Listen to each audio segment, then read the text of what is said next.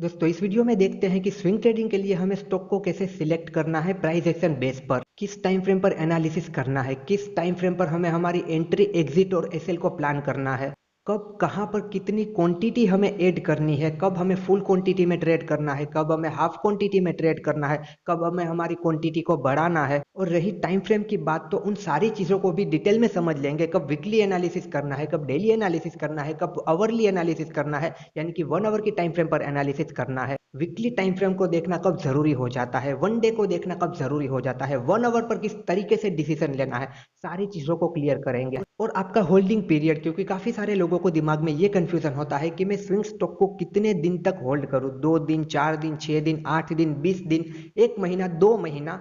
उन सारी चीजों को भी साथ में कवर करते जाएंगे। वो स्टॉक का एनालिसिस करेंगे, उसके बीच बीच में उस बात को समझते जाएंगे, क्योंकि तभी वो बातें अच्छे से समझ में आएगी। तो सबसे पहली बात तो ये कि स्विंग ट्रेडिंग का एनालिसिस करने के लिए हम 1 डे टाइम फ्रेम को यूज करेंगे, साथ में 1 वीक को कैसे देखना है वो भी देख लेंगे।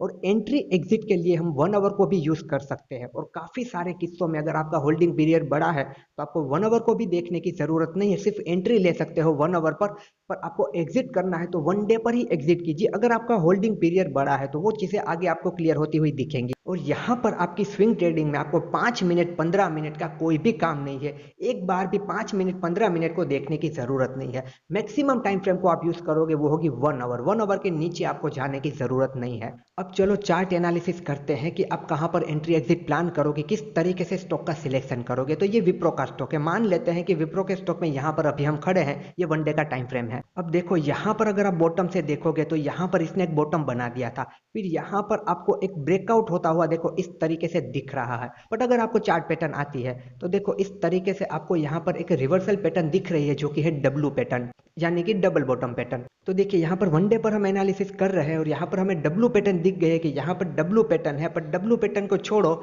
हमें यहाँ पर दिख गया कि यहाँ पर इस स्टॉक में ब्रेकआउट हो रहा है 1 डे की टाइम फ्रेम पर।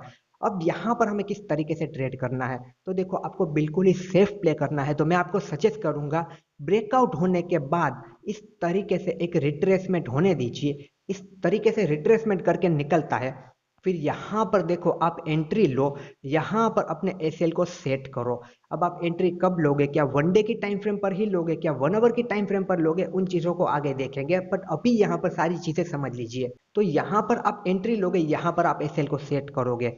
पर अगर आपके मन में ये है कि यहाँ पर तो लेट हो जाएगा, अगर हम यहीं पर एंट्री ले लेते, देखो यहीं पर एंट्री ले लेते तो हमें ये स्टॉक जल्दी हाथ आ जाता, हमें प्रॉफिट ज्यादा अच्छा थोड़ा सा मिल सकता है। तो ये बात भी बिल्कुल सही है। तो यहाँ पर आप क्या कर सकते हो, देखो जब भी देखो स्टॉक सीधे सीधे इस तरीके से आता है ना, तब भरोसा नहीं करना चाहिए, क्योंकि ऐसे ब्रेकआउट ज्यादातर बार फेल हो जाते हैं। बट यहाँ पर बीच में एक रेड कैंडल बनी है, एक छोटा सा यहाँ पर करेक्शन आया है। तो यहाँ पर अगर देखो आप ट्रेड लेना चाहते हो तो यहाँ पर आपको क्या करना चाहिए पता है, आपको हाफ क्वांटिटी ऐड करनी चाहिए इस एसएल के साथ।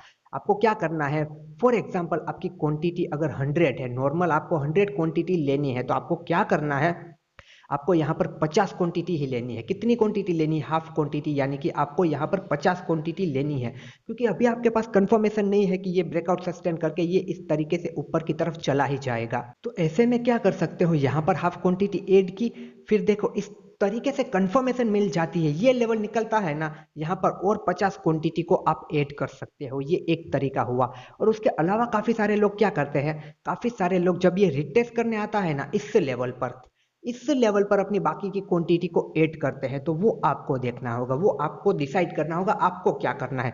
क्या यहाँ रिस्क लेके जब रिटेस्ट होता है तब बाकी की क्वांटिटी को ऐड करना है, या फिर पुल बैक लेके ये जब इस तरीके से निकल जाता है, एक कंफर्मेशन आपको मिल जाती है कि हाँ ब्रेकआउट सस्टेन करेगा, तब आपको बाकी की क्वांटिटी को ऐड करना है। वो डिसीजन आपको लेना होगा।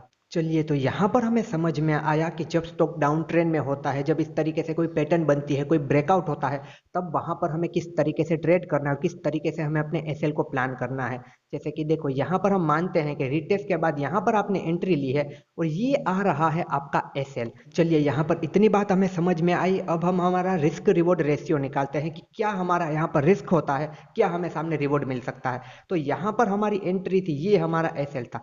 तो आप देख सकते हो कुछ ₹13 का एसएल यहाँ पर बन रहा है, 13 साढ़े 13 रुपए का, तो हम 13 रुपए पकड़ते हैं कि 13 रुपए का यहाँ पर मेरा एसएल बन रहा है। तो यहाँ पर आपका 13 रुपए का एसएल बन रहा है, तो मैं आपको सजेस्ट करूंगा एटलीस्ट 26 रुपए लेने की ट्राई कीजिए, यानी कि 1:2।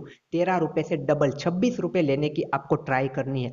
आपको अपने टारगेट को देखो कुछ इस तरीके से यहाँ पर सेट कर देना है। देखो ये रहे यहाँ पर 26 रुपए, तो आपको देखो क्या सेट कर देना है, इस तरीके से लेवल को ड्रॉ कर देना है कि मुझे एटलीस्ट मुझे 26 रुपए तो यहाँ से चाहिए ही चाहिए, चाहे कुछ भी क्यों ना हो जाए। 1:2 का रिस्क रिवॉर्ड मुझे रखना है।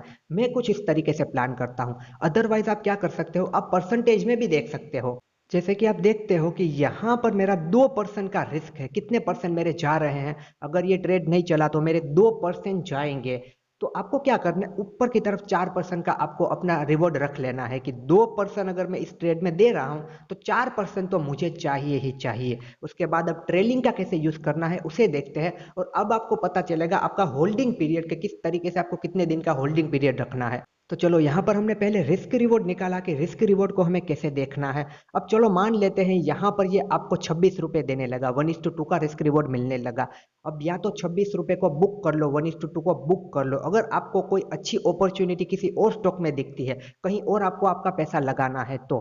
बट अगर आप चाहते हो कि यहाँ पर और भी मोमेंटम आ सकता है, ये स्टॉक और भी आगे जा सकता है, तो ट्रेलिंग का यूज करो। जैसे कि यहाँ पर आपको देखो 1:2 मिलने लगा है, तो क्या करना है, यहाँ पर जैसे ही देखो ऐसे स्विंग लो बनते जाएंगे, ऐसे अप ट्रेंड में होगा ना, ऐसे स्विंग लो बनते जाएंगे, तो एसएल को ट्रेल करके यहाँ पर रख सकते हो, यानी कि 1:1 पे रख देना है कि अगर अब ये 1:2 से रिवर्स किया तो मैं क्या करूंगा, मैं 13 रुपए लेके निकल जाऊंगा, यानी कि 1:1 लेके निकल जाऊंगा। और जब भी ये स्टॉक देखो ऊपर जाने की कोशिश करता है, आपकी बाइंग प्राइस के ऊपर आता है, आपको बिल्कुल रिस्क नहीं चाहिए, ये आपको 1:1 देने लगता है, यानी कि 13 रुपए के रिस्क के सामने ये आपको 13 रुपए देने लगता है, तो आपको क्या करना है, बाइंग प्राइस पे सेट कर देना है अपने एसएल को। वो 2-4 रुपए का फर्क हो सकता है स्विंग के अकॉर्डिंग, की स्विंग कहां पर आ रहा है, तो बाइंग प्राइस के आसपास आप सेट कर दोगे, तो अगर ये ट्रेड नहीं चला, 1:2 तक नहीं गया, रिवर्स कर गया, तो बाइंग प्राइस पे निकाल देना है, बिल्कुल ही लॉस ही नहीं, बीपी पर निकल जाएगा। थोड़ा बहुत जो भी आपका चार्जेस होगा या 1-2 रुपए का फर्क होगा वो आपका जाएगा।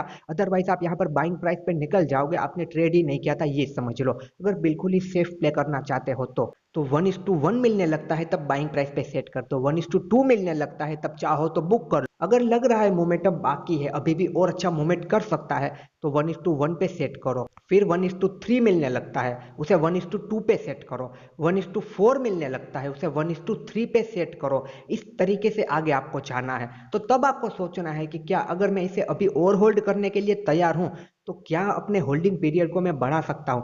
यहां पर मुझे 20 दिन हो चुके हैं इस ट्रेड के अंदर, आपको देखना है कि मुझे 20 दिन हो चुके हैं इस ट्रेड के अंदर, तो क्या अभी भी मैं 20 दिन के ऊपर भी इसे होल्ड करने के लिए तैयार हूं। वो कैसे डिसाइड करना है, वो डिसाइड करना है कि भाई अभी कोई भी मेरे ध्यान में कोई अच्छा स्टॉक नहीं है, अगर ये स्टॉक मुझे कंटिन्यूअसली प्रॉफिट दे रहा है तो क्या बुराई है होल्ड करने में। ट्रेल करके अपने प्रॉफिट को मैक्सिमाइज करता हूं।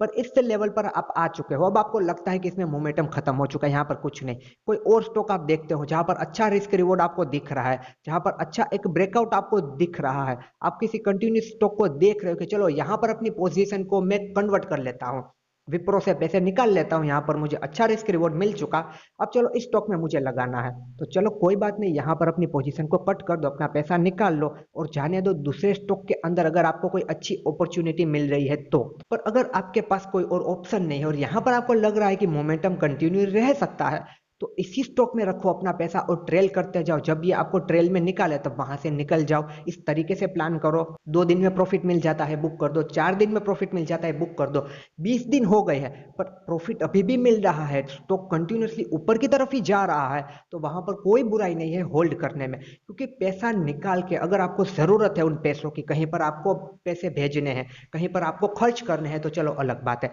पर वहां से पैसा निकाल के किसी और स्टॉक में लगाना है और स्टॉक में अच्छी अपॉर्चुनिटी है तो लगा दो, और अच्छा कोई स्टॉक ध्यान में नहीं है तो उसी स्टॉक के साथ कंटिन्यू कर सकते हो। तो इस तरीके से आप कुछ अपने स्टॉक को प्लान कर सकते हो। तो यहाँ पर आपको 1 डे के अंदर किस तरीके से एनालिसिस करना है, कहां पर एंट्री लेनी है, कहां पर एसएल सेट करना है, किस तरीके से टारगेट डिसाइड करना है और किस तरीके से ट्रेलिंग का यूज करना है। जैसे जैसे देखो अगर ट्रेल करना चाहते हो ना, तो जैसे जैसे देखो स्विंग बनते हैं ना, अपने एसएल को स्विंग के साथ ट्रेल करते जाओ। देखो इस तरीके से अपने एसएल को कहां तक आप ट्रेल कर सकते हो उसकी कोई सीमा नहीं है, जहां तक स्टॉक ऊपर जाता है वहां तक ट्रेल करो। यहाँ से आपने बाई किया था, अगर ट्रेलिंग का यूज करते ना, यहाँ तक चले जाते, यहाँ पर ये आपको निकालता।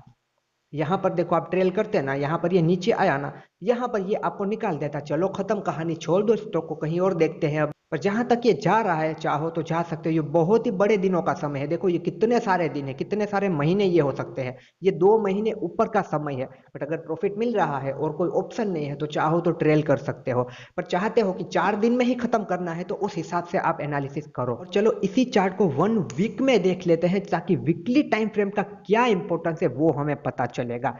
तो देखो वीकली टाइम फ्रेम को अगर आपको एनालिसिस करना है तो मेक श्योर आपका होल्डिंग पीरियड बड़ा होना चाहिए। जैसे कि वीकली टाइम फ्रेम पर यहाँ पर आप ट्रेड लेते हैं इस एसएल के साथ, तो आपका होल्डिंग पीरियड बहुत बड़ा होना चाहिए, महीनों में होना चाहिए। डेली टाइम फ्रेम पर एनालिसिस करोगे तो कुछ दिनों में, अगर वीकली टाइम फ्रेम के हिसाब से सब कुछ किया तो कुछ महीनों में। जैसे कि देखो 1 वीक, 2, 3, 4, 5, 6, 7, यानी कि ऑलमोस्ट 8 वीक। 8 वीक का क्या मतलब हुआ? 8 वीक का मतलब हुआ ऑलमोस्ट 2 महीने का टाइम पीरियड। तो यहाँ पर आप इसे लेकर बैठे हो तो 2 महीने आपको हो चुके, फिर भी आपको देखो अपने एसएल के हिसाब से आपको 1:2 अभी तक नहीं मिला, तो अभी तक होल्ड करके बैठे रहो। तो ये वीकली टाइम फ्रेम एक तरीके से ये हो गया। अगर होल्डिंग पीरियड बड़ा है, यानी कि स्विंग ट्रेडिंग नहीं है, पोजिशनल ट्रेडिंग है। पोजिशनल ट्रेडिंग में कुछ महीनों के लिए होल्ड किया जाता है। बट और एक बात आपको मैं कहूँ कि वीकली टाइम फ्रेम को आपको जब भी एनालिसिस करो, स्विंग के लिए भी करो ना, तो वीकली टाइम फ्रेम को देख लो आप। जैसे कि यहाँ पर रिसेंटली अगर आप देखोगे तो महिंद्रा एंड महिंद्रा के स्टॉक ने वीकली टाइम फ्रेम में भी यहाँ पर देखो एक लेवल को निकाला है और कैंडल भी ये क्लोज हो चुकी है यहाँ पर। तो अब जब भी आप देखो डेली टाइम फ्रेम में चले जाते हो ना, तो आप वहां पर वीकली पर देख कर आए हो कि वीकली टाइम फ्रेम पर भी एनालिसिस हो गया, वीकली टाइम फ्रेम पर भी ब्रेकआउट हो चुका है। तो यहाँ पर और कॉन्फिडेंस रहता है कि वीकली टाइम फ्रेम भी हमारे ही फेवर में है। तो यहाँ पर देखो इस तरीके से जब निकलेगा ना, तो कॉन्फिडेंटली हम ट्रेड कर सकते हैं। यहाँ पर हायर चांस है कि ये इस तरीके से निकल जाएगा, क्योंकि वीकली टाइम फ्रेम भी हमारे साथ है। तो वीकली टाइम फ्रेम को भी इस तरीके से देख सकते हो। पर जब भी देखो आप देखते हो वीकली टाइम फ्रेम को, कि वीकली टाइम फ्रेम, कि आपकी वीकली टाइम फ्रेम इस तरीके से एक रेंज में फंसी हुई है, और 1 डे की टाइम फ्रेम में यहाँ कहीं पर आप देख रहे हो ना, तो आपको सोचना चाहिए कि वीकली टाइम फ्रेम में यहाँ से रिजेक्शन मिल सकता है, तो अभी चलो अवॉइड कर देता हूँ। वीकली टाइम फ्रेम में ब्रेकआउट मिले ना, तब 1 डे पे जाके ट्रेड करता हूँ, जाके जल्दी से मोमेंटम मुझे मिल जाए। तो इस तरीके से आप वीकली टाइम फ्रेम को भी साथ में देख सकते हो। तो चलो इसके बाद का जो स्टॉक हमारा है वो है एमबीसीसी का स्टॉक। तो यहाँ पर देखो, जैसे कि देखो ये यहाँ से इस तरीके से ट्रेंड को चेंज करता हुआ निकल रहा है, तो यहां पर देखो हम एंट्री ले सकते हैं इस एसएल के साथ। और अब यहां पर एंट्री होगी हमारी 1 आवर की टाइम फ्रेम पर, कि 1 आवर की टाइम फ्रेम पर हम किस तरीके से एंट्री ले सकते हैं, और 1 आवर की टाइम फ्रेम पर किस तरीके से हम एग्जिट भी कर सकते हैं। तो चलिए ये 1 डे की टाइम फ्रेम पर आप देख सकते हो कि हमें अच्छा खासा ब्रेकआउट मिल चुका है। अब आपके मन में जो सवाल था कि क्या कैंडल की क्लोजिंग का वेट करना है, यहाँ पर ये तो 3:30 बजे क्लोज होगी, तो क्या हमें 3 बजे ट्रेड लेना है, 3:30 बजे ट्रेड लेना है, 3:15 बजे ट्रेड लेना है, किस तरीके से ट्रेड लेना है? तो अब एंट्री होगी 1 आवर की, तो उसे ध्यान से समझना। तो इस तरीके से यहाँ पर हमें 1 डे में ब्रेकआउट होता हुआ दिख गया, तो हमें क्या करना है, जैसे ही ब्रेकआउट होता हुआ दिखता है हमें चले जाना है 1 आवर की टाइम फ्रेम पर अपनी एंट्री को प्लान करने के लिए। तो देखो ये रहा यहाँ पर ये हमारा चार्ट, और यहाँ पर मैं आपको 2 तरीके बताऊंगा 1 आवर की टाइम फ्रेम पर एंट्री लेने के लिए। एक तो बिल्कुल ही रिस्क फ्री, और एक आप थोड़ा एडवांस एंट्री कर सकते हो। तो चलो वहां पर हम क्या देख कर आए, ध्यान से समझना इन चीजों को। वहां पर हम क्या देख कर आए हैं, हम देख कर आए हैं कि 1 डे की कैंडल ऊपर की तरफ आ रही है।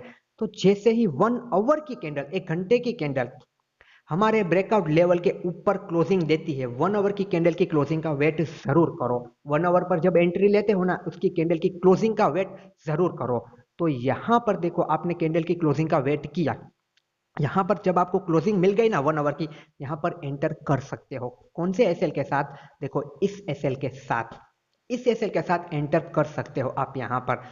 फिर आपको क्या करना है, फिर आपको यहाँ पर देखना है कि क्या ये मतलब कि इस तरीके से ब्रेकआउट फेल करके निकल जाता है 1 आवर में। अगर ऐसा होता है ना, अपने ट्रेड को खत्म कर दो, यहाँ पर छोटा सा रिस्क लेके, छोटा सा लॉस लेके उसे निकाल दो।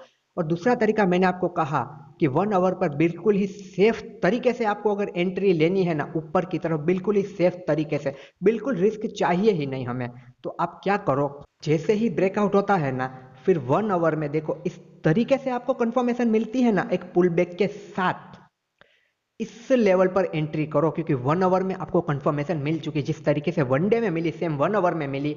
फिर देखो इस लेवल पर एंटर आप कर सकते हो। छोटा एसएल देना है ना, कुछ दिनों का ट्रेड है ना, 2, 4, 5 दिनों का, 1 आवर के एसएल को यूज कर लो। इसके बाद एक और अलग से एक ऐसा वीडियो बनाएंगे 2-4 दिनों की स्विंग ट्रेडिंग करने वालों के लिए, सिर्फ और सिर्फ 1 आवर को यूज करके डेली टाइम फ्रेम पर लेवल निकालेंगे और सिर्फ 1 आवर को यूज करेंगे, वो अलग से एक वीडियो देखेंगे।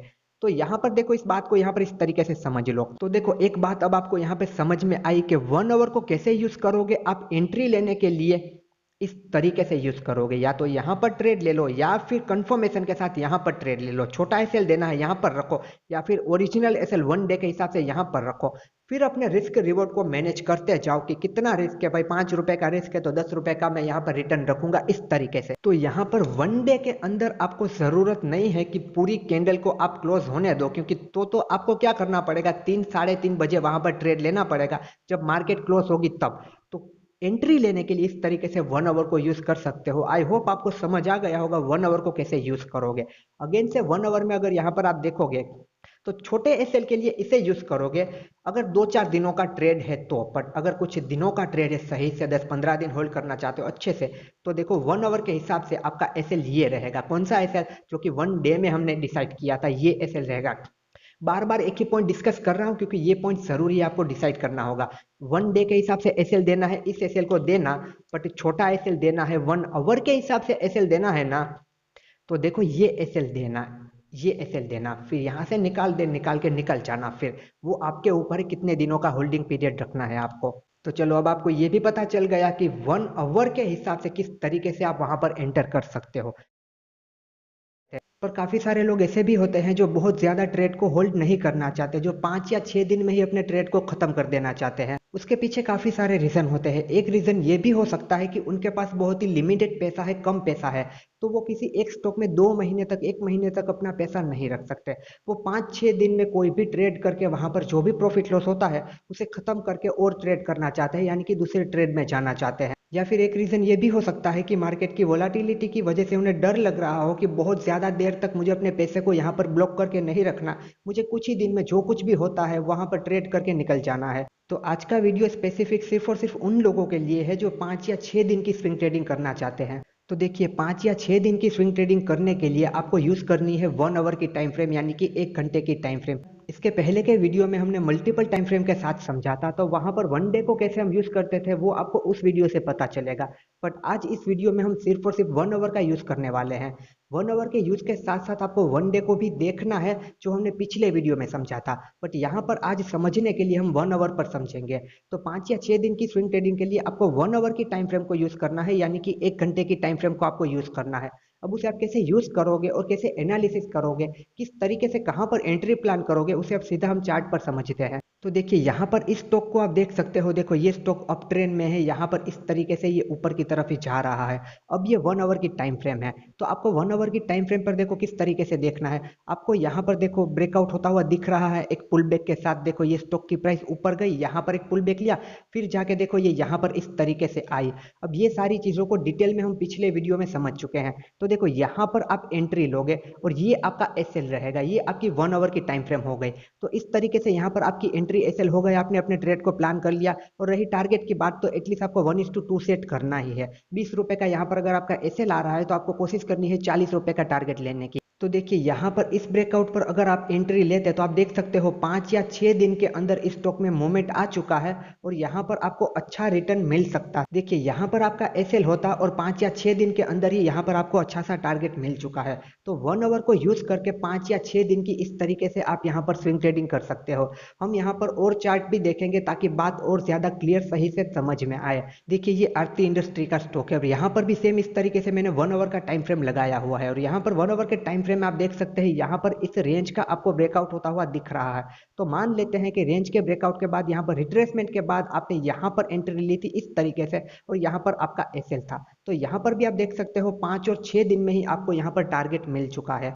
इसके बाद का अगर यहाँ पर हम ये स्टॉक देखें तो यहाँ पर भी देखो आपको सिमिलर काइंड ऑफ पैटर्न दिख रही होगी। यहाँ पर भी अगर आप देखते, देखो यहाँ पर इस ब्रेकआउट पर इस पुल बैक के बाद अगर आप इस तरीके से ट्रेड लेते, यहाँ पर देखो आपकी एंट्री होती और ये देखो आपके एसएल का पॉइंट होता। तो यहाँ पर भी देखो 2 दिन के अंदर आपको यहाँ पर इतना टारगेट मिल जाता। फिर देखो ये इस तरीके से पुल बैक करके ऊपर की तरफ निकलने लगा। पर अगर आपको आपका टारगेट मिल चुका है, 1:2 मिल चुका है, आपको अपना पैसा ब्लॉक करके नहीं रखना, आप चाहो तो यहाँ पर आप बुक कर सकते हो। और अगर आपको मोमेंटम और भी दिखता है कि ये और भी आगे जा सकता है, तो देखो आप इस तरीके से अपने एसएल को ट्रेल कर सकते हो। फिर देखो ये जब भी आपको ट्रेलिंग में इस तरीके से निकालता है, आपको यहाँ पर एग्जिट कर देना है। बट अगर आपको 4-5 दिन में ही यहाँ से निकल जाना है, और अगर आपको जल्दी से 1:2 मिल जाता है, मान लो 2 दिन के बाद ही आपको आपका टारगेट मिल जाता है, तो वहां पर भी आप एग्जिट करके इस तरीके से निकल सकते हो। इसके बाद का जो स्टॉक है वो देखिए एसबीआई का स्टॉक है। अभी तक हमने जो भी स्टॉक देखे वहां पर सारी अच्छी अच्छी चीजें हमने देखी कि 4 या 5 दिन में, 2-3 दिन में 1 ओवर की टाइम फ्रेम को यूज करके हमें कितना अच्छा टारगेट मिल जाता, वहां पर हमारा प्रॉफिट हो जाता, हमें टारगेट अच्छे से मिल जाता। पर हर बार की तरह मैं आपको दोनों चीजें दिखाऊंगा कि देखो ये चीजें भी हो सकती है। सिर्फ और सिर्फ किसी चीज की तारीफ नहीं करनी है कि वहां पर आपको सिर्फ अच्छी चीजें ही दिखे। तो देखो 1 ओवर की टाइम फ्रेम को जैसे कि आप यूज करते हो, यहाँ पर आप देखो आपने इस तरीके से अगर यहाँ पर ट्रेड लिया है, मान लेते हैं यहाँ पर आपने ट्रेड लिया है, ये कुछ आपका एसएल है, तो देखो यहाँ पर आपका एसएल कट गया, यहाँ पर इसने बहुत ज्यादा मोमेंटम नहीं किया, यहाँ पर आपका एसएल चला गया। फिर मान लेते हैं कि इस ब्रेकआउट पर आपने फिर से देखो यहाँ पर ट्रेड लिया है, हम मान लेते हैं यहाँ पर आपने फिर से अगेन से ट्रेड लिया है, तो यहाँ पर भी देखो आपका एसएल जाता, यहाँ कहीं पर आपने एसएल रखा होता, आपका एसएल यहाँ पर कट जाता, क्योंकि देखो ये ब्रेकआउट भी यहाँ पर फेल हुआ, इस तरीके से गया। फिर अगर आप रिट्रेसमेंट के बाद लेते हो तो अलग बात है, अगर आपको सेफ प्ले करना है तो ब्रेकआउट के बाद भी आप एक रिट्रेसमेंट होने दीजिए, उसके बाद लीजिए। तो यहाँ पर भी आप देख सकते हो 2-3 बार जब भी आप देखो यहाँ पर ट्रेड लेते तो यहाँ पर आपका एसएल जाता। तो देखो यहाँ पर इस चार्ट में मल्टीपल टाइम एसएल हिट हुआ है 1 ओवर की टाइम फ्रेम पर। तो पहले के 3 या 4 चार्ट देखे, उसे देखकर ये मत समझना कि हर बार ऐसा ही होगा। देखो ये जो अभी यहाँ पर हमने चीजें देखी, ऐसा भी हो सकता है, आपका एसएल भी हिट हो सकता है, तो इन सारी चीजों को ध्यान रखना। तो दोस्तों आप भी अगर 4 या 5 दिन की स्विंग ट्रेडिंग करने वालों में से हो, या फिर 4 या 5 दिन की स्विंग ट्रेडिंग करना चाहते हो बहुत ही कम टाइम पीरियड की, तो आप इस तरीके से एनालिसिस करना और उसे पहले बैक टेस्ट करना। अपने आप ये सारी चीजें समझना, एनालिसिस करना, उसे बैक टेस्ट करना, कुछ दिनों तक यहाँ पर इस तरीके से देखना, कुछ 7 या 8 अलग से स्टॉक निकालना, उन्हें एनालिसिस करना, अलग से उनकी वॉच लिस्ट बनाना, और 1 हफ्ते तक उसे ट्रेक करना कि किस तरीके से ये एनालिसिस काम करता है, आपको ज्यादा कॉन्फिडेंस आएगा। फिर वहां पर ट्रेड लेने में आपको डर भी नहीं लगेगा, और होल्ड करने में भी आपको डर नहीं लगेगा, और आप बैक टेस्ट करोगे तो और ज्यादा आपका कॉन्फिडेंस बिल्ड होगा और आप अच्छे से ट्रेड कर पाओगे। है। आज हम समझेंगे कि वीकली टाइम फ्रेम को एनालिसिस करके कैसे ज्यादा एक्यूरेंसी के साथ हम स्विंग ट्रेडिंग कर सकते हैं। अब आपको लगेगा कि स्विंग ट्रेडिंग के लिए वीकली टाइम फ्रेम की क्या जरूरत है, तो देखिए वीकली टाइम फ्रेम की जरूरत होती है, हमें मल्टीपल टाइम फ्रेम को चेक करना होता है। भले ही आप कुछ ही दिनों की स्विंग ट्रेडिंग कर रहे हो, पर आपको मल्टीपल टाइम फ्रेम को जरूर चेक करना चाहिए। वहां से आपको ज्यादा कंफर्मेशन मिलती है कि ऑल ओवर ट्रेंड किस तरफ जा सकता है, अप ट्रेंड है, डाउन ट्रेंड है, साइडवेज है, क्या ऑल ओवर हो रहा है, वो आपको बड़ी टाइम फ्रेम से ही पता चलता है। तो अब यहाँ पर हम सीधा चार्ट पर समझते हैं कि हम किस तरीके से एनालिसिस करेंगे स्विंग स्टॉक को। तो सबसे पहले तो यहाँ पर देखिए मैंने वीकली टाइम फ्रेम लगाई हुई है, और ये है आइसर मोटर का स्टॉक। यहाँ पर आइसर मोटर में देखिए ये वीकली टाइम फ्रेम है। तो वीकली टाइम फ्रेम में हमें क्या करना है, वीकली टाइम फ्रेम के ब्रेकआउट पर हमें एंट्री लेनी है। अब वो किस तरीके से करना है वो हम पिछले वीडियोस में समझ चुके हैं, एंट्री कैसे लेनी है और किस तरीके से हम क्या प्लान करेंगे। तो यहाँ पर देखिए आपको वीकली टाइम फ्रेम में ब्रेकआउट होता हुआ दिख रहा है। देखो जब तक ये वीकली टाइम फ्रेम के अंदर ये इस तरीके से कंसोलिडेट कर रहा है ना, ऐसे स्टॉक को आपको नहीं देखना है, क्योंकि ये ऊपर नीचे इस तरीके से होते रहेंगे, यहाँ पर कोई भी मोमेंटम नहीं आएगा। तो आपको क्या करना है, ऐसे स्टॉक को इग्नोर कर देना है। अगर आपको ज्यादा एक्यूरेंसी के साथ ट्रेड करना है तो आपको वीकली टाइम फ्रेम के ब्रेकआउट को ट्रैक करना है, क्योंकि वीकली टाइम फ्रेम पर जब भी ब्रेकआउट आता है तो वहां पर ज्यादा कंफर्म हो जाता है कि ये ट्रेड अब चल सकता है। तो आपको क्या करना है, वीकली टाइम फ्रेम के ब्रेकआउट को ट्रैक करना है। जैसे कि यहाँ पर आइसर मोटर के ऊपर देखिए, यहाँ पर ये वीकली टाइम फ्रेम में ब्रेकआउट इसने किया। देखो यहाँ पर ये जब भी वीकली टाइम फ्रेम पर इस तरीके से ब्रेकआउट करता है, आपको क्या करना है, आपको फिर डेली टाइम फ्रेम को एनालिसिस करना है उसके बाद, क्योंकि किसी भी एक टाइम फ्रेम पर कभी रिले नहीं करना है। चलो यहाँ पर डेली टाइम फ्रेम में हम शिफ्ट हो जाते हैं। तो देखो ये रही यहाँ पर हमारी डेली टाइम फ्रेम। तो डेली टाइम फ्रेम में आप देख सकते हो जब भी यहाँ पर वीकली का ब्रेकआउट हुआ होगा, तो यहाँ पर डेली टाइम फ्रेम में आपको देखो कुछ इस तरीके से यहाँ पर दिख जाएगा, पर यहाँ पर आपके पास एक रेजिस्टेंस है, तो यहाँ पर शायद आप ट्रेड ना लो कि चलो यहाँ से रिवर्स कर जाएगा। तो इस सारी रेंज को निकलने देना अच्छा होता है। तो देखो यहाँ से ये जब इस तरीके से निकला, यहाँ पर एक पुल बैक करके इसने ब्रेकआउट दिया, तो यहाँ पर हम ट्रेड ले सकते थे देखो इस एसएल के साथ। और यहाँ पर क्या होता है, यहाँ पर हमारे पास एक कंफर्मेशन होती है कि वीकली टाइम फ्रेम में भी ब्रेकआउट हुआ है, यहाँ पर हमारे पास ज्यादा श्योरिटी होती है। देखो यहाँ पर वीकली टाइम फ्रेम और वन डे टाइम फ्रेम को यूज करके यहाँ पर ज्यादा श्योरिटी होती है, ज्यादा कंफर्मेशन होती है कि ये ट्रेड हमारे डायरेक्शन में चल सकता है। ये मत समझना कि आपने आज ट्रेड लिया और अगले ही दिन वो आपका ट्रेड इस तरीके से निकल जाएगा। देखो वो पुल बैक करके इस तरीके से निकल सकता है, आपको होल्ड भी करना पड़ सकता है, क्योंकि स्विंग ट्रेडिंग का ट्रेड है तो आपको वहां पर होल्डिंग पीरियड को भी देखना होता है, या फिर थोड़ा सा कंसोलिडेशन में जाके फिर से वो निकल सकता है। तो ये उम्मीद मत करना कि देखो यहाँ पर मैंने ट्रेड लिया और अगले दिन सीधा मुझे ऐसी ही कैंडल चाहिए। शायद अगले दिन एक मतलब कि पॉज कैंडल आए, एक पुल बैक की कैंडल इस तरीके से आए, 2-3 दिन बाद इस तरीके से निकले, तो वहां पर आपको पेशेंस रखना होगा, आपको वहां पर होल्ड करना होगा। मैं ये बिल्कुल नहीं कहता कि तेजी से मोमेंटम करके 1-2 दिन में ही आपको टारगेट दे देगा। हो सकता है 10-15 दिन 20 दिन भी आपको रुकना पड़े, पर वीकली टाइम फ्रेम अगर आपके साथ होगी तो मैक्सिमम चांस होगा कि वो ट्रेड आपका चलेगा। उसके बाद का देखो इसी तरीके से एक और स्टॉक देखते हैं, तो ये है मोतीलाल ओसवाल का स्टॉक। तो मोतीलाल ओसवाल के स्टॉक को भी हम पहले वीकली टाइम फ्रेम में चेक करेंगे कि वीकली टाइम फ्रेम में यहाँ पर हम किस तरीके से ट्रेड ले सकते थे। यहाँ पर सिर्फ हम करंट चार्ट को ही चेक करते हैं यहाँ से। अदरवाइज आप देख सकते हो, देखो यहाँ पर भी ब्रेकआउट हुआ है, यहाँ पर भी ब्रेकआउट हुआ है, तो इस तरीके से यहाँ पर भी ट्रेड मिले होंगे। पर इन चीजों को नहीं देखना, अभी करंटली जो चार्ट में बन रहा है उन्हीं चीजों को हम यहाँ पर देखते हैं। तो देखो यहाँ पर आपको दिख गया कि वीकली टाइम फ्रेम पर यहाँ पर ब्रेकआउट हुआ है, फिर आपको शिफ्ट हो जाना है डेली टाइम फ्रेम के अंदर। डेली टाइम फ्रेम के अंदर यहाँ पर देखो आप किस तरीके से एंट्री ले सकते थे। अब ये एंट्री कैसे लेनी है वो हमने स्विंग स्टॉक के वीडियो में समझा था सिलेक्शन वाले में, कि वन डे को कैसे एनालिसिस करोगे और 1 आवर पे जाके आप कैसे एंट्री लोगे। यहाँ पर आप देखो, यहाँ पर ये 2 रेड कैंडल आई, फिर इस तरीके से ये निकला। तो आप चाहते ना तो आप यहाँ पर एंट्री ले सकते थे, देखो इस एसएल के साथ, या फिर आप अपना एसएल छोटा रखना चाहते हो तो आपको कैंडल के लो का एसएल ले लेना है और हाफ क्वांटिटी में आपको ट्रेड करना है। उसके बाद यहाँ पर देखिए आपको कितना अच्छा ऊपर की तरफ यहाँ पर मोमेंटम मिला ही है। या फिर आप बिल्कुल सेफ प्ले करना चाहते हो तो ब्रेकआउट के बाद भी रिट्रेसमेंट होने दीजिए, इस लेवल पर एंट्री कीजिए इस एसएल के साथ। उसके बाद भी आप देखो यहाँ पर कितना अच्छा मोमेंटम मिला है। ये मोमेंटम आपको इसीलिए मिला है क्योंकि वीकली टाइम फ्रेम के अंदर ब्रेकआउट हुआ है। पर मान लेते हैं कि देखो वीकली टाइम फ्रेम का ब्रेकआउट ना यहाँ पर नहीं था, यहाँ पर नहीं था, वीकली टाइम फ्रेम का ब्रेकआउट कहाँ पर आ रहा था, यहाँ पर आ रहा था, देखो यहाँ पर।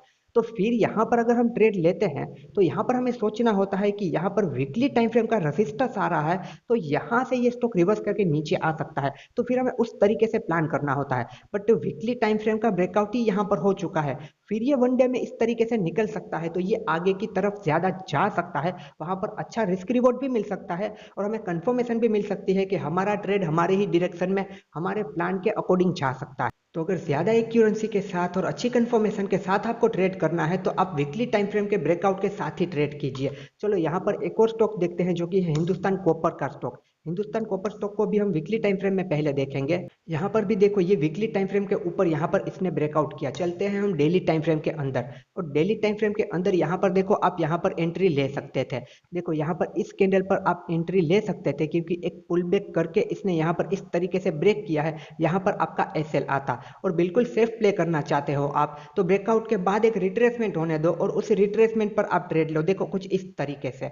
या फिर उसके अलावा जो कि हम पिछले वीडियो में डिस्कस कर चुके हैं, यहाँ पर आधी क्वांटिटी को ऐड करो, फिर पुल बैक के बाद कंफर्मेशन मिलती है तो और आधी क्वांटिटी को यहाँ पर आप ऐड कर सकते हो। तो यहाँ पर भी आपने देखा कि वीकली टाइम फ्रेम पर ब्रेकआउट हुआ था, उसके बाद डेली टाइम फ्रेम पर किस तरीके से मोमेंटम देखने को मिलता है। तो दोस्तों आपको स्विंग ट्रेडिंग में ज्यादा एक्यूरेंसी चाहिए तो वीकली टाइम फ्रेम के ब्रेकआउट के साथ आप जाइए। आप daily time frame 1 hour time frame को कैसे यूज करते हैं वो हम ऑलरेडी समझ चुके हैं, बट वीकली टाइम फ्रेम को भी एक बार चेक कर लीजिए, क्योंकि देखो यहाँ पर हो क्या सकता है। देखो वीकली टाइम फ्रेम में देखो यहाँ पर ये इस रेंज में यहाँ पर ये इस तरीके से है। अब डेली टाइम फ्रेम में यहाँ कहीं पर आपने एंट्री ले ली, अब इस स्टॉक ने मूवमेंट तो किया बट यहाँ से रिजेक्शन मिला, फिर से नीचे आया, आपका एसएल हिट कर दिया। देखो यहाँ पर वीकली टाइम फ्रेम में ये स्टॉक फंसा हुआ है, आपने डेली में यहाँ कहीं पर ट्रेड लिया, यहाँ से रिजेक्शन मिला, इस तरीके से आया। क्योंकि हर बार तो जरूरी नहीं ना कि ये ब्रेकआउट कर देगा, यहाँ से रिजेक्शन भी तो मिल सकता है। अगर ब्रेकआउट कर देता है तो अच्छी बात है, वो आपको ट्रेड मैनेज करना आना चाहिए कि सीटीसी पे निकलना है, छोटे लॉस पे निकलना है, क्या डिसीजन लेना है, वो आपको सारी चीजें मैनेज करना आना चाहिए।